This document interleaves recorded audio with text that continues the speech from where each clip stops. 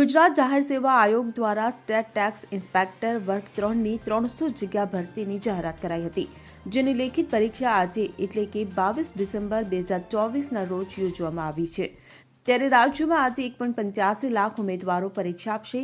જો કે state tax ઇન્સ્પેક્ટરની પરીક્ષામાં પહેલીવાર બાયોમેટ્રિક ફિંગરપ્રિન્ટથી પ્રવેશ આપવામાં આવશે।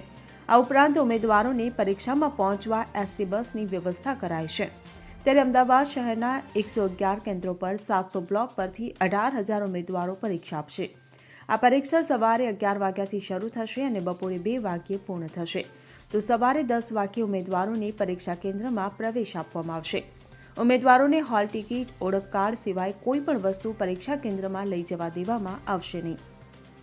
જ્યારે રાજકોટમાં 41 કેન્દ્રોના 404 બ્લોક પરથી 9,688 ઉમેદવારો સ્ટેટ ટેક્સ ઇન્સ્પેક્ટરની પરીક્ષા આપશે। તો બીજી તરફ સુરતના 56 કેન્દ્રો પર 555 બ્લોક પરથી 13,300 ઉમેદવારો પરીક્ષા આપશે। પ્રશ્નપત્ર લોખંડની પેટીમાં લાવવામાં આવશે, જેના તાળાનો પાસવર્ડ 9 વાગ્યે કલેક્ટરના મોબાઈલ પર આવશે। પરીક્ષા માટેની સંપૂર્ણ તૈયારીઓ જિલ્લા વહીવટીતંત્ર દ્વારા કરી દેવામાં આવી છે।